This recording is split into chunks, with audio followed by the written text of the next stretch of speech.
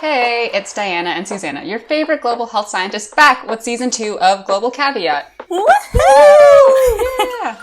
We're so excited to be back, and we both took time off, and honestly, we kind of just ended up both being stressed out.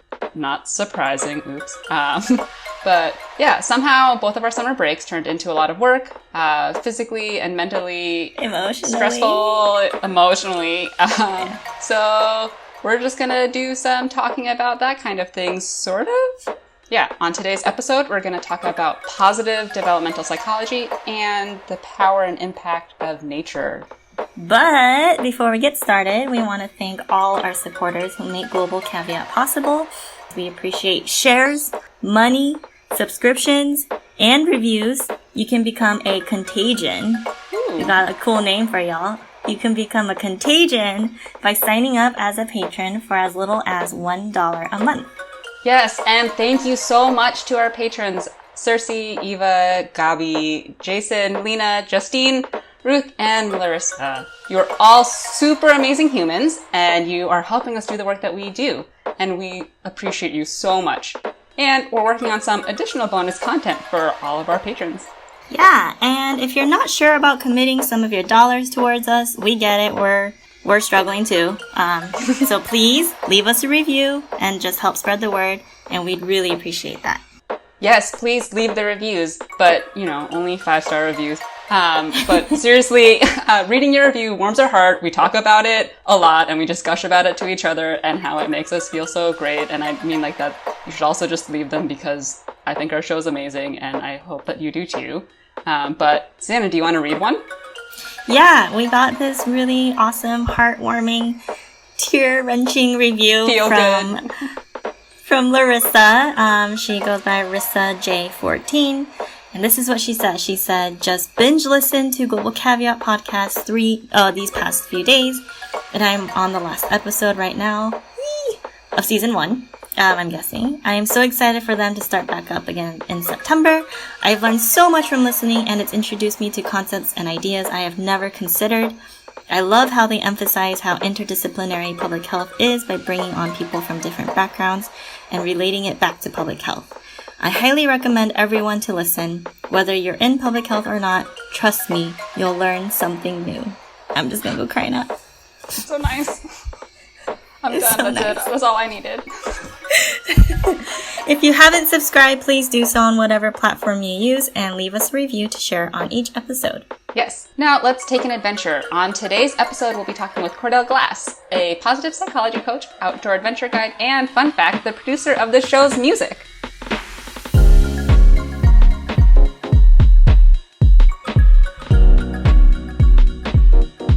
All right, let's get started. Hi, Cordele. Hi. Again, thanks so much for being here. I'm excited to talk to you because you are the man behind our music. Yes. You've technically been part of every single episode. I've been here from the start, right at the heart of it all. And people didn't even know. Yeah, it was really interesting, hearing my own song come on. I, forgot that happened. So, it's really interesting. I mean, your music, honestly, Diana, we're saying your music helps a lot. It makes us look like we're put together. Like we know what we're doing. You gotta fake it till you make it, right? I'm out here doing the same thing. So today we're here to get to know more about you, just what you do. Before we start diving in, can you tell us a little bit about yourself, short intro, and then if people want to reach you, where they can go to do that? Absolutely. My name is Cordele Glass. I have a kind of, it doesn't feel eclectic to me, variety of interests, but sometimes when I'm explaining what I do to people, it does sound kind of all over the place. So I imagine today we'll have enough time to chat where I can kind of lay out how I got to where I'm at right now, and it'll make a lot more sense than when I just say it blankly. But basically, I do a lot of team building facilitation. I do a lot of positive psychology coaching, which is, and I'm also a music producer. And I'm also an outdoor adventure guide. So I've spent time as a whitewater raft guide and leading a lot of hikes and rock climbing and kind of just taking people outside to experience what that's like. And that's led to me doing a lot of writing for this website called positivepsychologynews.com. I've been writing about positive psychology and eco-psychology, as well as transpersonal psychology. So I've just been writing about these like connections amongst different fields that I find really interesting. Yeah, so kind of a quick overview of some of the work that I'm into right now. And where can people reach you if they want to talk to you? Yeah, I do have a website. My company is called Upward Act, and you can go to upwardacts.com. I'm also on Instagram. It's just my name with a couple extra E's, so Cordeleee. Yeah, those are probably two great ways to reach out to me. You've laid out a ton of things that you do. Yeah. Like I said, it sounds like a hodgepodge, but I swear to me, it's like one just like a casserole. It's like one meal, but it's got a whole bunch of different ingredients. Maybe like nachos. I don't know. It's some complex meal that is also delicious. Yeah, as long so as they all play a part in what you do as a whole. Yeah, at least to me. I've been working on telling my story a lot, just because that's a big part of what I do in my work in a lot of ways, is help others tell their story. So sometimes me telling my story helps just give an example, and then also people want to know who is helping them tell their story. So I gotta tell my story in the first place. And I always begin with music. I definitely identify as like an artist and a musician, and a percussionist specifically. That's how I started. And so I've been drumming since I was about 10 years old, is when I started formally taking classes. And that's what's been kind of like driving a lot of the work that I've done so far, is just getting really involved with making and performing and like existing around music. Mm-hmm. And so there's a lot of different ways you can go with that. But basically I was drumming in like elementary school and middle school. And then in high school, I started to do competitive drumline. Y'all familiar with like drumlines or like marching bands, trying to drum corps? Like I was in battery and I played quads, which has like 6 different drums. And when I first started in high school, I was trash. I was just so bad, but I was very, very ambitious. And the people on my drum line as well, we were all just like, even during the time we knew we were very unskilled, but we were all just so interested and like enjoyed it so much that we would just drum all day, every day. Like I'm clocking in like 8, 9, 10 hours every single day for like years straight. Yeah, like I remember one summer in high school, we specifically just like practiced all day, every day. Our instructors or our coaches or whatever didn't force us. I don't even know if they wanted to do it in the first place. We were like, we're going to be practicing all day, every day. So you can come if you want to. And we just did that for years. And by the time I finished high school, I was like competing at international competitions, and I had a couple gold medals under my belt. And I was just like, there's always room to get better in music, but I was just very skilled just at hitting things with sticks at that point.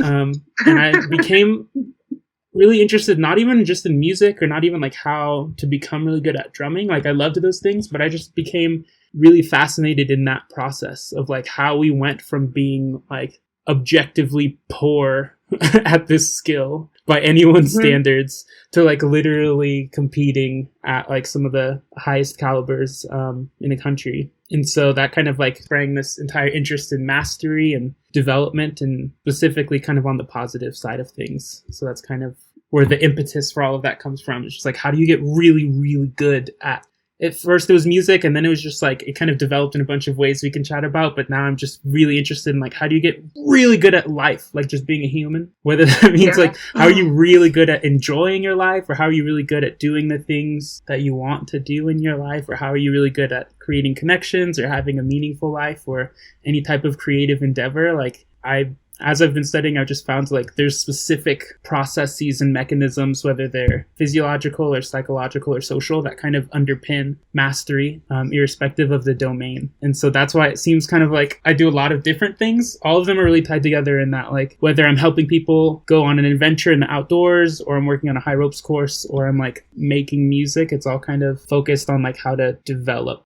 Okay, real quick before we get more into psychology, I have a question about drumming. Have you seen the movie Whiplash? Yes. Okay, cool. I figured. I just watched it on the plane, and it is such an intense movie, and that dude drums so much, and his hands get so bloody, so I was really just thinking this whole time that you're talking about how much drumming you did was like, were your hands okay?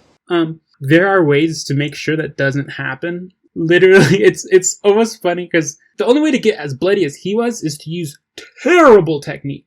Oh. If you're using really bad technique, you will bleed. there's like techniques. So specifically you could drum all day, every day and have that not happen. But I will say that one year I was competing and I was like in Minnesota or somewhere like that during the winter. And it was very cold and my hands were so dry that like the areas where the sticks touched are like chapped. And so like my skin was cracking, but it was like literally like a championship competition. So we're just like going at it hard and I've got like skin cracking and like I'm just ripping open the cracks with my drumsticks. So I've definitely been in Whiplash territory. We're just like, we gotta win this championship. I got like blood on my sticks. I'm like, going for it. Okay. Good to know. So let's get on to the other stuff that you do and talk about developmental psychology, positive developmental psychology and all that good stuff.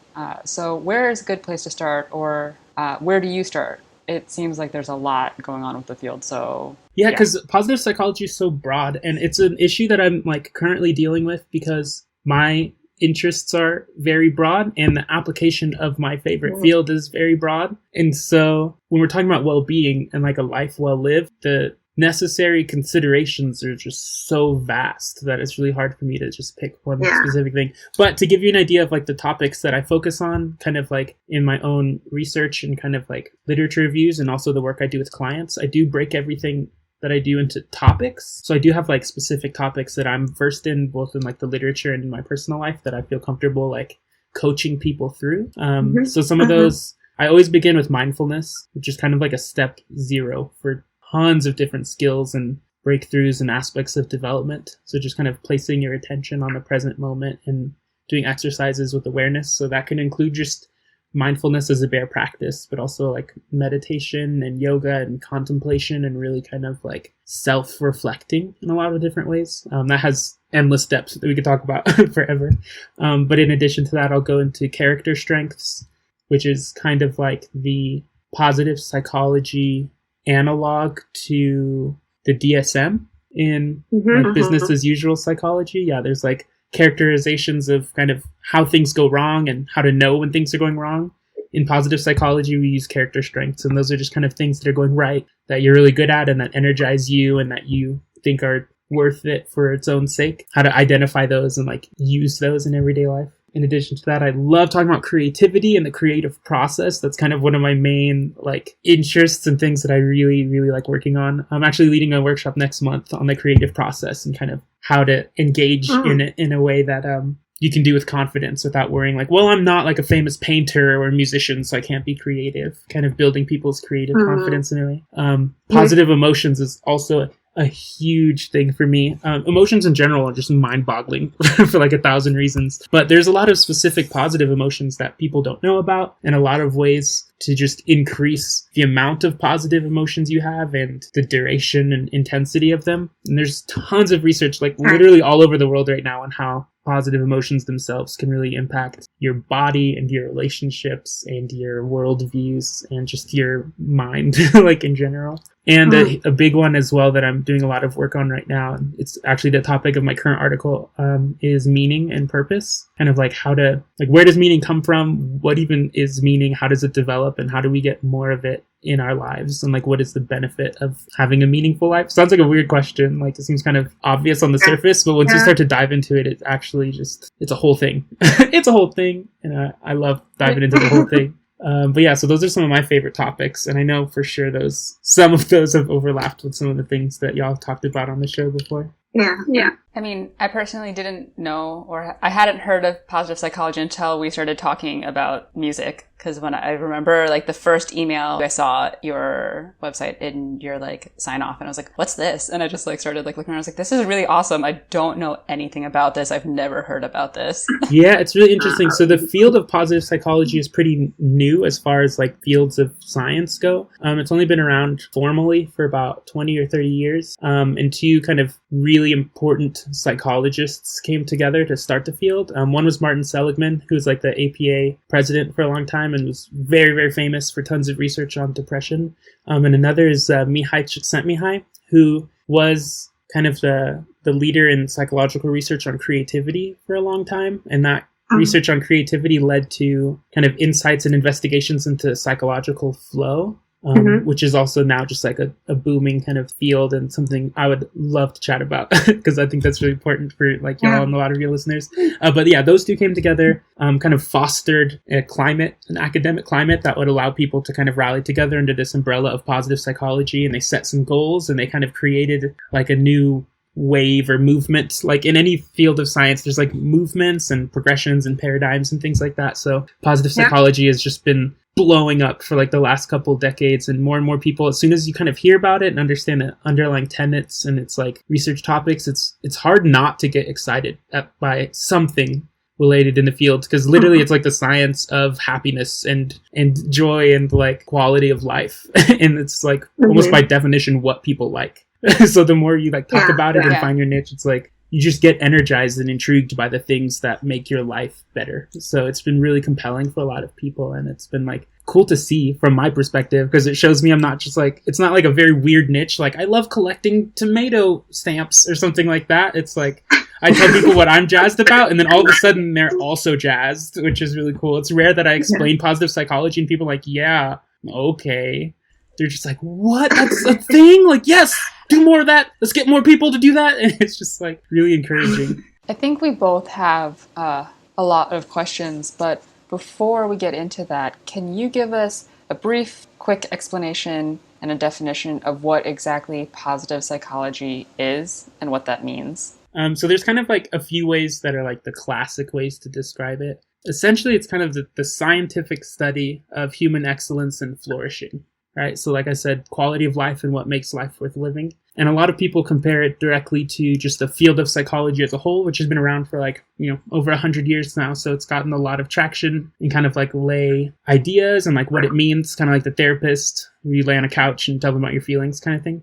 So a good way to like kind of conceptualize the work that comes out of positive psychology is you can think of your mental health on a scale from -10, 0, +10, right? And so a lot of people, when they have issues, whether it's, emotional or developmental or kind of in whatever domain you can think of in a mental health kind of sense, you might see a therapist or a counselor or a psychiatrist, and they're usually helping people who've gone down from 0 into like a problem space, whether it's depression or anxiety or dealing with specific kinds of trauma. And so they work on taking people from a space of like -7, -8, move them up the scale to like -2, -3. That's what progress looks like. And as soon as they get to 0, they're kind of done, right? It's very much a medical model. It's like, well, you don't have any anxiety, you don't have any depression, you're not suicidal, like you're good, you can go now. And that was kind of a model for a very, very long time.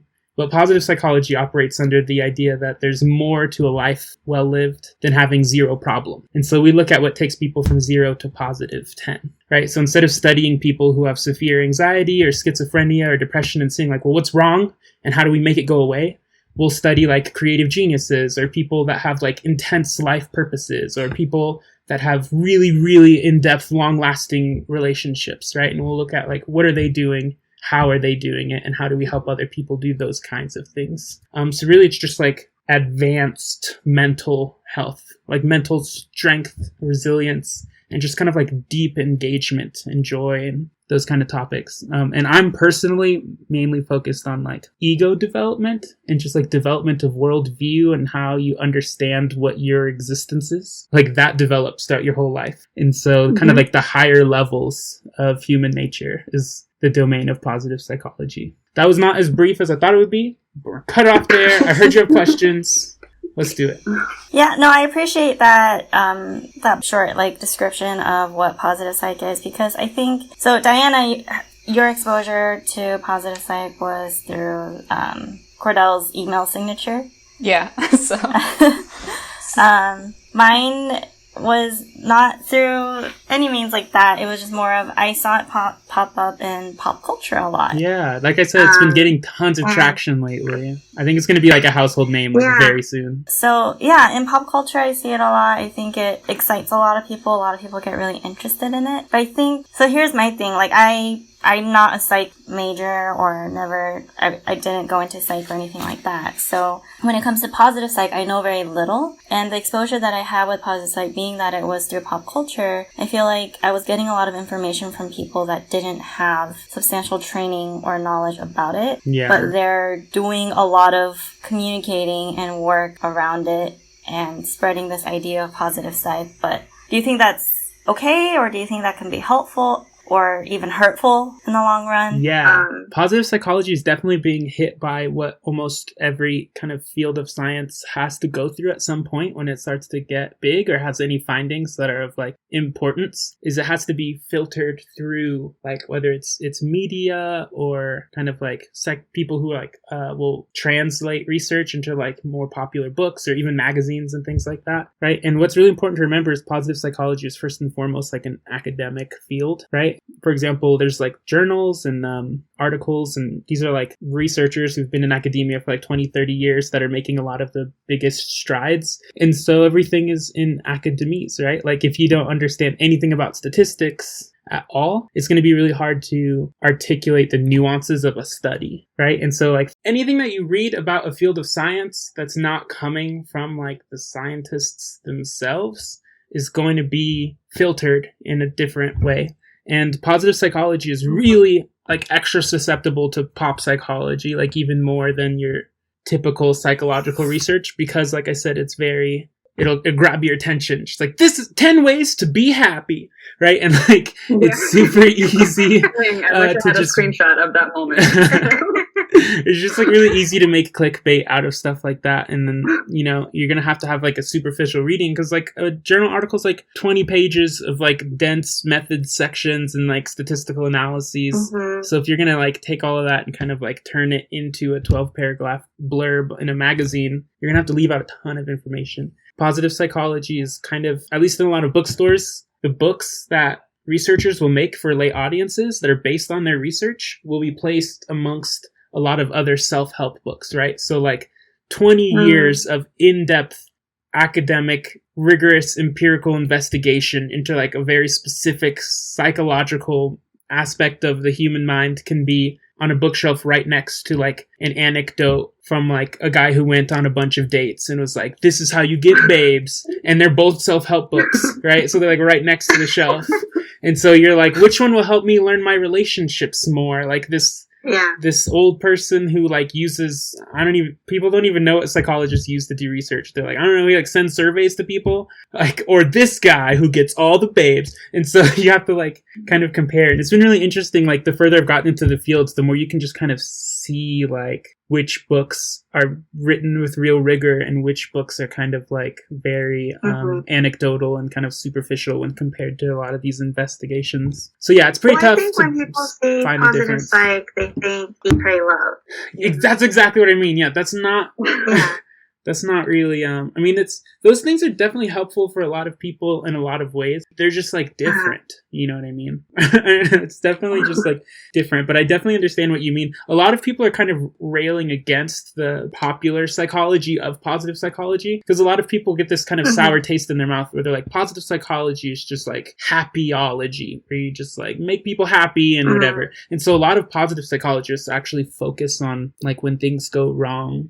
or like kind of what might be called like the dark side of positive psychology. For example, like one of my colleagues is just like super interested in death and like how people think about death and like how our ideas about death impact our well-being. Negative emotions are also still really important, like in the context of positive psychology. No serious positive psychologist would ever advocate for all positive emotions, right? Like negative emotions can be very adaptive in a lot of different situations. So it's really easy to like throw away a lot of nuance, but just like with any other field, it's like as soon as you get rid of all the nuance and you don't really speak the language of a scientific field, and it's hard to understand like the insights. But that's another reason I'm excited to talk to you two, is for that very reason, is like I fancy myself a practitioner, like a science practitioner. I've like made a very specific intentional decision not to go for a PhD, at least not at this point in my life, because I'm really interested in the application. So like my bachelor's degree is in applied developmental psychology. And in my graduate work, I really focused on interventions and like, how do you use these theories? How do you actually make measurable impacts in people's lives using all of this science? And so that's why I've been writing for positivepsychologynews.com, is like to continue to flex that translational piece where it's like, you don't need to take 2 years of graduate courses to understand what I'm saying, but I'm also doing my best not to sacrifice what's really important to get across. If that makes sense. Yeah. And I appreciate that you're here to help dispel some of these myths that people may have about positive psych.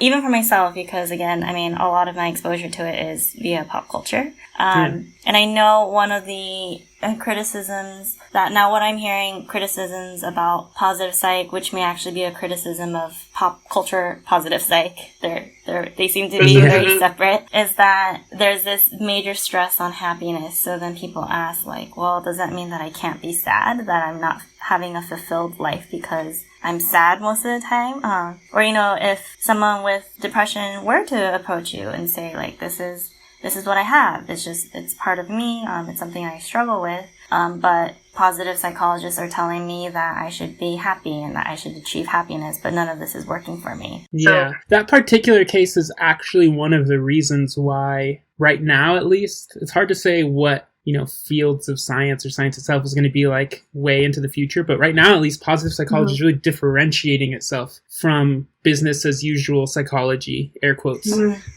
Because it turns out like a lot of things that are researched in positive psychology that are related to happiness, that are related to meaning, that are related to kind of developing in these further realms don't work if you have pathology. Like a lot of interventions that have been proven with randomized control trials and data to boost happiness or to boost mood or to boost feelings of gratitude, they don't work if you're depressed. They like literally don't do anything. But a lot of techniques that like a therapist might use to help with depression, right, are very, very effective. And so that's kind of why there are two different specialties right now. It's like if one were really depressed, right? Like I'm not necessarily saying you should have positive emotions, but there's a lot of evidence that shows when you do have lots of positive emotions, you get all these other benefits. So we're just saying like it's good for you mental health wise, but I wouldn't necessarily say do these things because like you're depressed, right? So if you are depressed, a lot of people will go to positive psychology coaches or work on positive psychology after spending time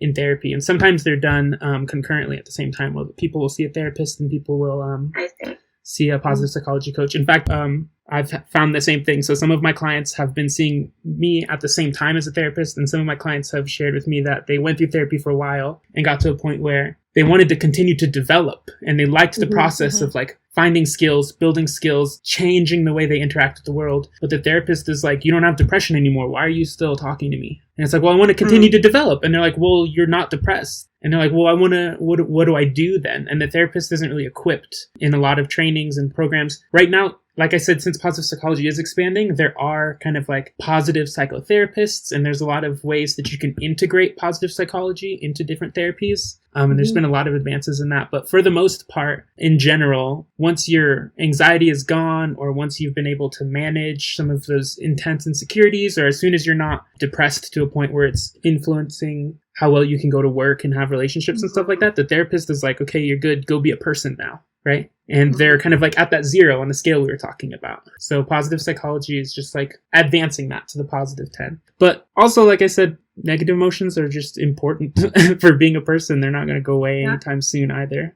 So it's definitely kind of an oversimplification to say like, well, science says be happy all the time. Yeah. A good way to think of it is there's a bunch of different models for like what a good life is. And one I enjoy is kind of like this 3-pronged approach to a good life. This is kind of from some of the work of Martin Seligman as well, where one is the pleasurable life, which everyone agrees is like pretty awesome. And what at least a lot of Western culture is like aiming for, which is basically like, you know, the kind of hedonistic lifestyle of like lots of money, lots of comfort, lots of pleasure, right? Like your food tastes good, your bed is comfortable, going on lavish vacations, like pretty evident that that will bring you some sense of joy. But if you ever watch any kind of like feel good movie or anything like that, it turns out like money doesn't buy happiness, right? And that's kind of like a superficial, it's like one piece of a puzzle. It's like one prong, right? So you can live a pleasurable life that will make you happier in a certain sense. But there's also an engaged life. And this is where the researcher I mentioned, Csikszentmihalyi, comes in. This is kind of where a lot of his research has focused. And I've taken a bunch of classes with him as well. So I've focused on this a lot as myself, is getting very engaged. So some people are just like very involved in their life and the things they do in their life. It absorbs a lot of their attention and their energy, and it's very optimal, right? Like it's just it feels good, and everything that they're doing is just like the right thing to do. You could think of like, an athlete, for example, or a painter, like a big wave surfer, right? Or people that like hike like the PCT and like the people like through hikers and things like that. They're definitely not living the pleasurable life, but they're just like very engaged in what they're doing. Yeah. You know what I mean? That's a great way to really enjoy your life and find happiness. And the third prong is the meaningful life, right? Where some people, they have very little pleasure going on, and the work that they do is pretty tedious and it's not very enjoyable, but it's really meaningful, right? They're like really impacting people's lives, and they feel like they're doing something that's larger than themselves, and it's very connecting them to like a grander scheme of something that's really important. They have like a very intense life purpose, and everything they do is just like dripping in meaning, and it's just like, this is so important. I need to do this. This is my calling, right? Those latter two are just very different than the pleasurable life. Yeah. But in a certain sense, positive psychology is kind of shown in various different ways that like blending those three, like if you have just a very pleasurable, engaging, meaningful life, like those are the people that are a lot happier than the ones who are just kind of like making up superficial joy from like hanging out on yachts, Yeah. This may be a more of a philosophical question. I'm ready. And something that you won't be able to answer and speak for everyone. Maybe not. But I mean, how do you define happiness? And where is if there is a standard definition right now, where does it come from? And do you think it will change in the future? There's like a lot of different ways to answer that question, but it makes sense, right? Like if you were only going to ask me one question, that would definitely like be what it is. I absolutely have my own definition. There are a lot of different definitions. You could even say what I just shared is one definition. Like you could say like, I'm happy in a pleasurable sense. I'm happy in an engaged sense, and I'm happy in a meaningful sense. Kind of like shove those together. There's one of the classic ones, if I'm going to explain happiness from a positive psychology perspective, is a model, again, by Martin Seligman called PERMA, which is an acronym for positive emotions, right? So just your classic like feeling joy or contentment or awe or gratitude. Yeah, engagement, which is flow. So when you're just like really just absorbed in what you're doing, and time is like super fast or super slow, and you kind of lose your sense of self. For me, it happens every time I make music or have really great conversations or paint or what have you. You'll have relationships. So having like really rewarding, connecting, deep relationships. Meaning, so like the things around you, the world is coherent, there's significance around you, you have a sense of purpose. And then achievement, like you feel like you're actually making strides in whatever you're working on, like you have the ability to make a change around you and feel like that change was because of you. Those are all different like measures of happiness. And so that's one way that you can measure it. A huge way is just what's known as subjective well-being. That's like a lot of ways researchers actually see if they're making a difference. It's like, I don't have to define it. Like, like tell me like how you feel today. Do you like it or not? Like, or like your whole life, like, do you like what's going on? Or do you not? Like it's could be that simple, right? I know for my definition, my personal understanding of what happiness is very much a byproduct of a lot of the things that we've kind of already talked about. I would never really advise anyone to seek happiness. In fact, there's a lot of research that shows like if your goal is to be happy, like you're just not going to be as happy as other people. For a bunch of reasons, including what we began with, like right away. Remember I mentioned like expectations and you were talking about expectations of season 1, right? Like if your goals are to be happy, so you're like, I expect to be happy because I'm trying really hard to be happy, and then you're not happy, you're just like kind of letting yourself down. And that's all just because you were trying to be happy, right? And it's very ephemeral.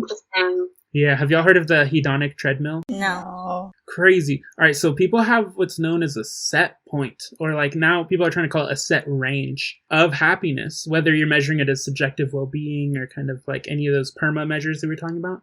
They've done studies, like a really, really famous one is they would measure people's happiness in a bunch of different levels, using a bunch of different measures, and then they would look at people who, like, for example, like win the lottery, and you'd expect people to just like be more happy, right? We were talking about that pleasurable life, right? If I just gave you $5 million, like most people think like, yeah, I'll be happy. But it turns out like you do have a boost, like the day you win the lottery, everyone goes up in how happy they feel. But then after a while they coast back down and they end up like exactly where they were before. It kind of varies, but it's rarely more than like a few months, right? Same thing for people who go through like pretty serious bodily injuries, like people who become paraplegic or who get like a terminal illness. Maybe not terminal illness, but like chronic illness. I mean, you'd expect like their life happiness to just like go down and like stay down, but it's like the exact reverse of the lottery winner. Like it does go down, right? But then you just kind of go back to your set point. It's referred to as a set range now because, like I said, there are lots of like specific things you can do to lift yourself up, right? And there's tons of things you can do to bring yourself down. But for the most part, people hang out around a specific point. That's why I'm sure y'all have recognized like some people are just like happier than other people. Yeah. You notice that? Yeah. It's crazy. A lot of it is genetic. It's like a third of the variance is actually described by your genes. It's really weird. Yeah. Really? Yeah. That's interesting. About a third. There's a bunch of different studies on this, and kind of it'll change here and there. Some places it's 40 to 60%, some places like 20. But for like the most part, about a third of your personality and like your just general amount of happiness comes from your genes. And about a third comes from your kind of social environment, like your context, right? Like your culture and the norms around you and like, you know, what's kind of pressuring you to behave in certain ways. There are some cultural norms that are really good for happiness and connection, some cultural norms that are very toxic, right? And so those will really influence your point. And then the third one is where I do most of my work, which is intentional action. So that's about a third of the variance. So like, what are your goals? And like, what are you doing with your life? What are you doing with your free time? Like, how do you treat yourself and how you treat the people around you?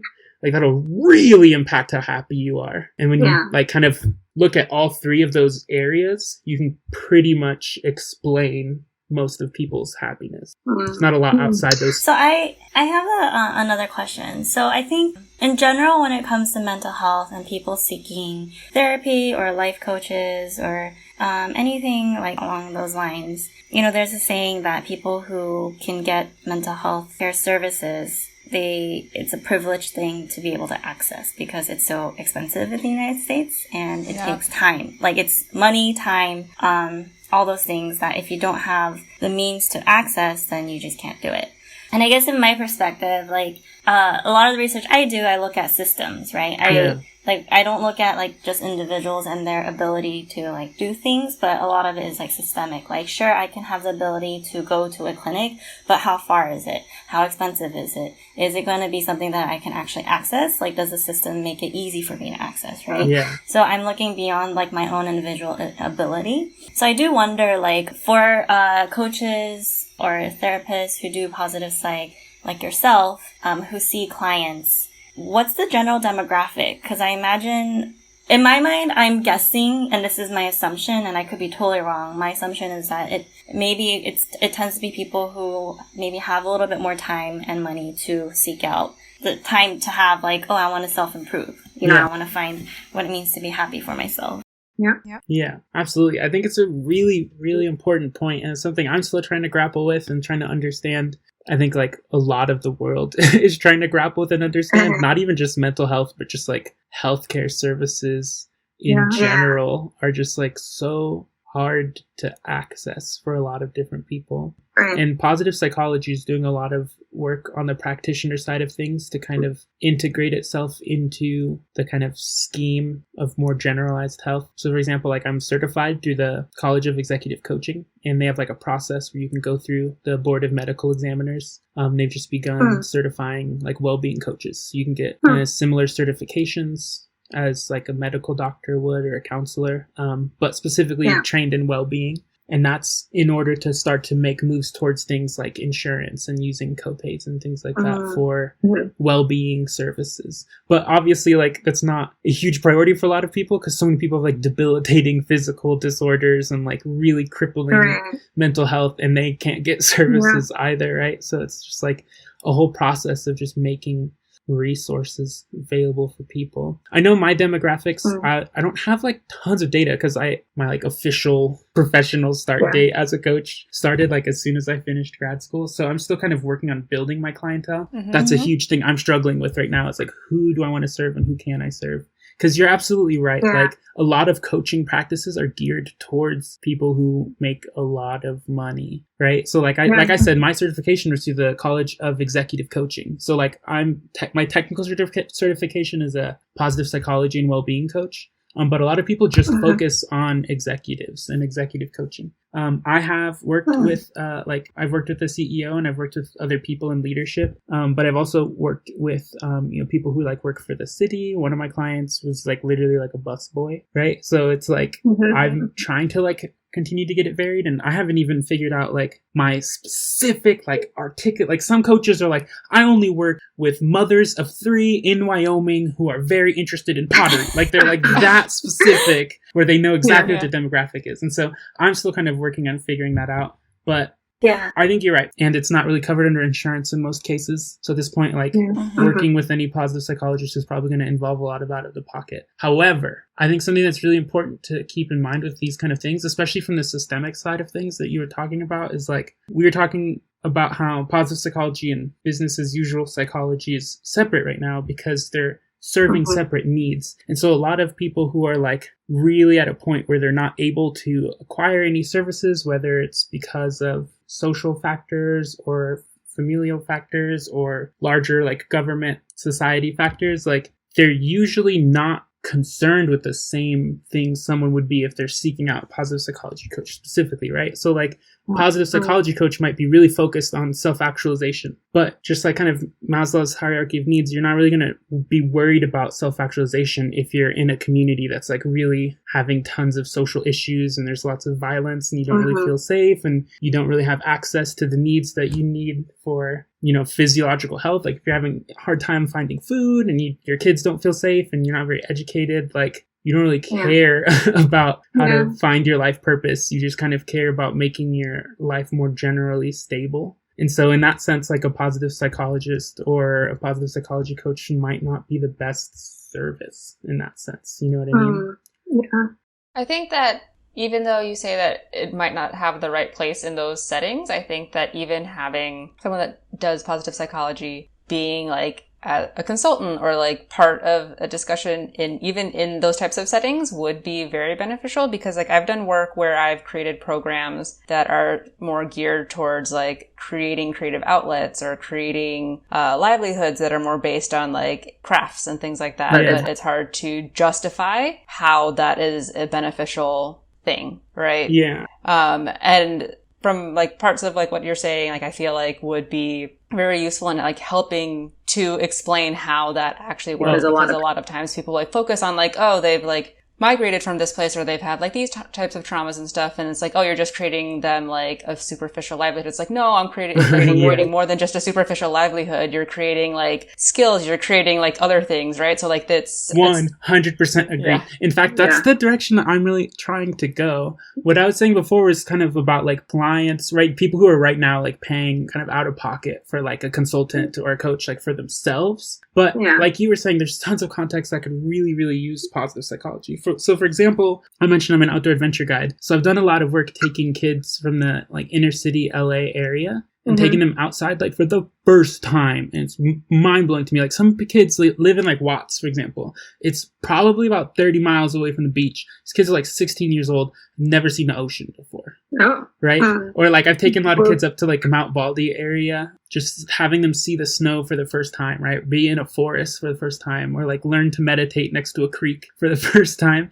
And a lot of these things are like building the foundations for positive psychology. Because what a lot of therapists are working on is like people don't have any foundations for well-being, and then they get to a point where they're like crumbling and then they need to fix all these problems. So kind of in my view, like we can wait until they build themselves up, they crumble, they go through a therapist so that they're back to a place where they're ready to go to the higher levels of well-being. And then positive psychology comes in. In my view, it should come in from like right away so that those foundations are already there. Because like I said, that is what got me into the field in the first place, is I just happened to have a very positive psychology heavy foundation for my mind. And it helped me buffer through tons of different risk factors that I've like personally seen mess up a lot of people's lives and well-being. and I've seen like how I could have fallen into a lot of these cracks, but I just happen to have a lot of resilience, a lot of positive emotion, a lot of positive relationships, a lot of meaning, a ton of engagement. Like I just had all of these things growing up for whatever reason. And so one like vision I have for a long time in the future is I've spent a lot of time, we haven't really talked about my outdoor adventure side of things, but I got started in high school. I also grew up in the inner city, so I never really went outside. I was caught by a lot of those societal stigmas against going outside for people of color. So like I specifically remember someone saying hiking and you'd be like, that's like a white person thing. I like didn't understand what hiking was. Like I didn't know what it consisted of. I just know that's what white people did and I wasn't interested. And then in high school, I like by happenstance got chosen to be a counselor at an outdoor school in Santa Cruz. And my first time being in natural outdoor setting, besides like the beach, was in the redwoods, dude. I don't know if y'all have ever been to a redwood forest. Yeah.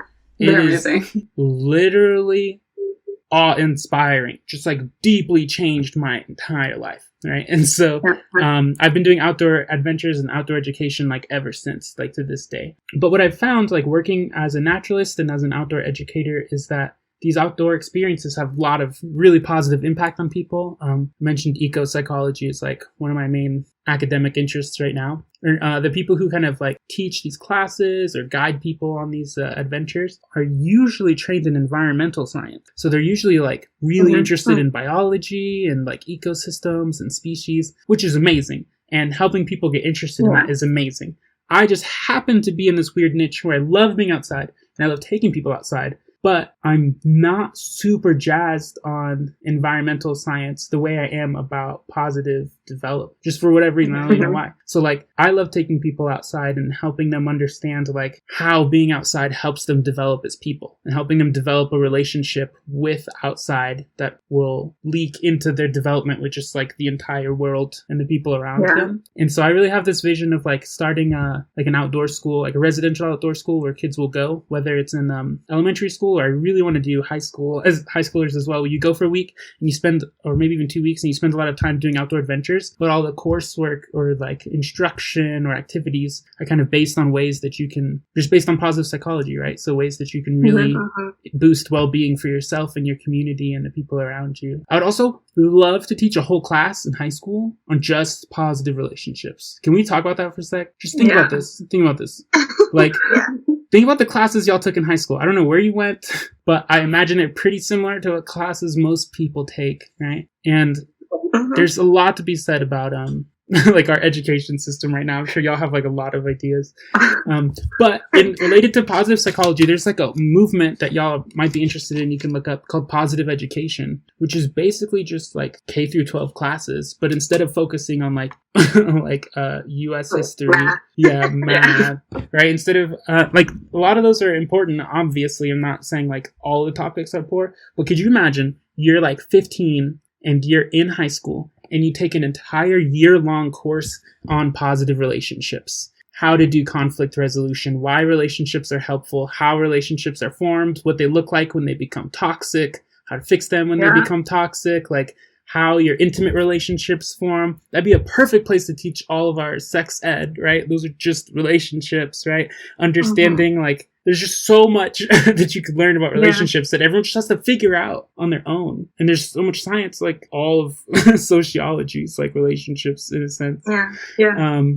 So that is all just to say that I think like instead of just like hiring positive psychology coaches for everybody, right? Or like making insurance kind of in the mental health field, I think what might be better is kind of integrating positive psychology into these already established institutions so that we're like fostering these foundations of well-being really early on and they all just kind of become norms. Yeah, I think your pitch for introducing a class for high school students, I think that would be really useful just because, hormones are raging during that time and everyone's angry and, they're worried about making friends and that would be like a really great time. I think, in the future as positive psych continues to change, and there's different ways that it gets integrated in just like schools or medicine. I think in my mind, I would love to see just diversity and representation. And that's not just for positive psych, but I mean, it's for like mental health in general, and even in our respective fields that we do, you know.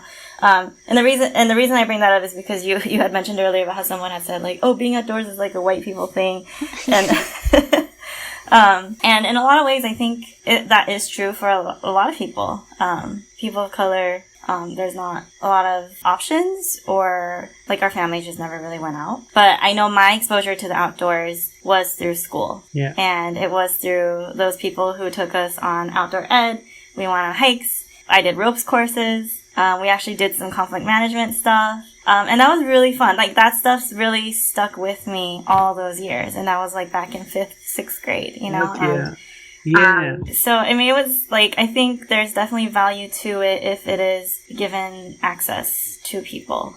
And if there's a way to introduce it earlier and have kids really interact with their environment and then learn about themselves, and then also learn ways that they can empower themselves through these things, I think that's really valuable. Yeah, and I'm really glad that you had those experiences. Like, that just made me so warm and tingly. Because like I said, that's the work I've been doing since I was like 15, and we hear stories occasionally, but you know, you're with the kids like while you're with them, and then they kind of vanish forever. And so it's hard to know what the impact is kind of long term. But I've heard, you know, really similar stories from other people where it's just like, yeah, that's really changed my entire relationship with the world forever because of those 5 days at camp. It's been really cool. But one of the things that I'm like hoping to address, part of the reason I got into coaching is because I've been doing team building for a very long time. And team building is really brief.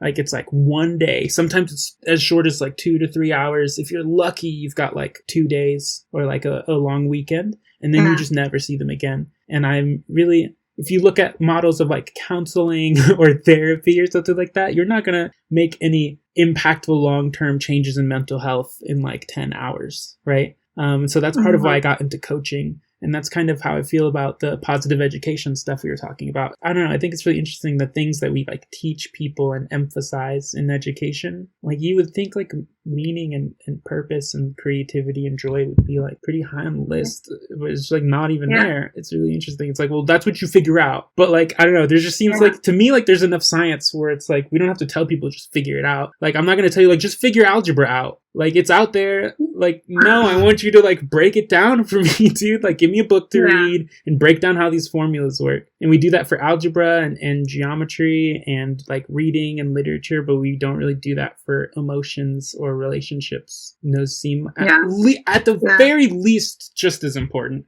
Like, that's my opinion for sure. But at the very least, relationships seem as important as like being able to read at a 12th grade level. But I mean, that's just what I think. No, I think that it's super important. And I think it's interesting that you say that like, they're just like, figure it out, or there's not a whole lot about in terms of like positivity. Because I'm doing a lot of research right now currently with social learning theory, and everything that I'm doing and all of the research that I'm doing with social learning theory is like around negative, right? So like the particular behavior that I'm working with right now is violence and the cycle of violence. Yeah. I feel like it's so frequently around like negative behaviors, bad traits, like things that are detrimental to society. And I mean, like, granted, I'm also looking for that kind of stuff, right? Because that's what I'm working with. The social learning theory shows that like our exposure to all of these things are what makes us bad. Instead of being like, oh, if we have like a bunch of positive exposures, we could have like more positive interactions. We could have more meaningful, purposeful, like we could be better to each other because we will have been being exposed to like positive interactions, right? Yeah, a lot of people at Claremont are really focused on social learning theory, but from a positive psychology lens. I could put you in contact with some of them if you're actually trying to go in that side. Just let me know. But what you said is like, it's happened to me quite a few times. Like, I was honestly kind of intimidated. I've worked with a couple people as a positive psychology coach who were in the field of psychology and like mental health already. And I'm like, okay, well, we're just talking about psychology. I feel like you're going to know a lot of these things. And I'll just discuss like what I know about how these processes work, whether they're like cognitive or genetic or physiological. And I get that same reaction where people are like, whoa, I didn't know there's like a positive way to do that. Yeah. It seems like it should just be like, I don't know why I'm shocked. Right. Well, it's because it's not popular Yeah. culture yet. Like it's beginning, like you were saying. But like the DSM, right? Like most people know, like if you're talking to a psychologist and you get diagnosed, it's going to be bad, right? And so a lot of people are surprised when they find out, like I can diagnose you, right? But I don't know a lot about diagnosing like specific disorders and pathologies like schizophrenia. Like I have like a cursory knowledge like from undergrad or what have you, but I'm really good at recognizing people's strengths in a diagnostic kind of way, where there's like specific diagnostic criteria and there's specific behaviors and thought patterns that let me know that like this is something that you're really good at and that energizes you and that you do for its own sake, and that will like really improve your life if you do those more often. Right? A lot of people are kind of surprised that that's even an option to be diagnosed on what you're good at. Yeah, check it out. You can. There's like even a free assessment if you just Google character strengths. There's like ones you can pay for sure, but yeah, it's like a empirically validated scale based on a lot of different research from like a lot of different cultures and philosophies and time periods and like modern psychology, and it kind of put together like this measurement of your character strengths. Clifton has one, but the VIA character strengths is one that I tend to prefer for a bunch of reasons. VIA. Yeah. Check it out. See what your strengths are. I know both of you definitely have the strength of love of learning, though. Like, without a doubt, y'all are about it. It's very evident. I doubt anyone forced you to do this podcast where you have to learn things from other people. There's no way. But yeah, do y'all have any other questions? I really enjoy, I don't know, like, I found when people ask me questions about, like, how well-being works, a lot of the times the answer will be really, like, obvious to me, and then people have no clue that that's how like it worked, and that always gets me really excited. So if y'all have any other questions about like the function and nature of meaning and happiness, like I don't know, it takes a lot of time to contemplate and like come up with these questions if you're not kind of already on a deep introspective journey of understanding the nature of reality or whatever. But I feel like I'm always on that journey. Just constant existential crisis a little bit. What is all of this? Honestly, that's like one of the first questions that leads you down a lot of aspects of positive development, is when you get to a point where you're like, hold up. I know what everyone thinks this is. I know what everyone thinks is going on. And I know what I'm supposed to think is what's going on. But what is all of this? That's kind of some of those questions I was mentioning, where it's like if you're hungry and there's a war going on in your city and you're just trying to get your kids educated, no one in that situation is asking like, yeah, but also what is this? Like, that's not on your mind. You know what I mean? Yeah. So yeah, it definitely comes from a place of privilege to get to like kind of really higher order levels of like experiencing reality and like shifting consciousness. So, yeah. If someone is interested in seeking out finding a practitioner who is good and has training in positive psych, how should they go about finding someone? Send me an email, cordelglass@upwardax.com. Let's say hi. My first session's always free. But not. Yeah, I know positivepsychologynews.com has an entire catalog of positive psychology practitioners and coaches, what their focus is, how much they cost, right there on their website. Cool, I think there's like a link at the very top. I happen to be on that list, so you can check me out on there if you can't figure out how to find me on the regular interwebs. I know Psychology Today, I know they have like a list of therapists, and you can like make it in your area. I'm pretty sure they have a section on coaches now that you can check out. Okay. Yeah, those are the two kind of directories I know off the top of my head. But yeah, a lot of coaches have like their own website, so you can kind of just shop around until you find something good. But yeah, I would say like if you want like a list right now, positivepsychologynews.com, check that out. Cool. Sounds good. Is there anything that you're dying to say before we wrap up?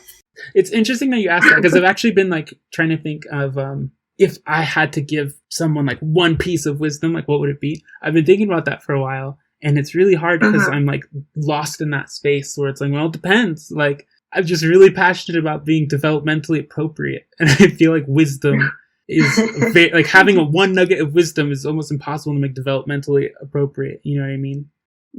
But with that said, I'm going to give it a shot. Let's see what I got here. Warm up. Warm up. Get it in there. Warm it up. Is there any way you can give me some type of prompt? Or am I going in bare? shooting it raw. It's just whatever. I mean, just imagine this is the last chance for you to say something, and you have to put it out there. Yeah, I guess it would just be pay attention. That's about it. Awareness itself is curative, and like you can learn more from paying attention than you can from talking to anyone or reading any book or taking any class. Like just be here for what's right here, and then you'll know what's going on here because it's only right here.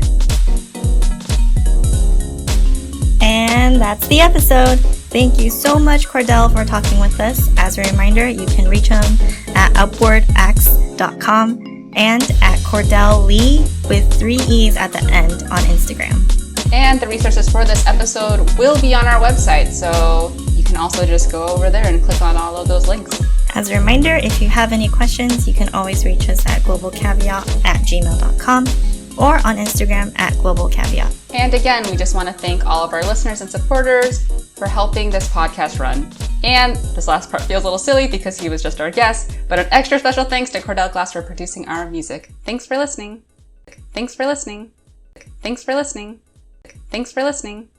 Thanks for listening. Thanks for listening. Thanks for listening.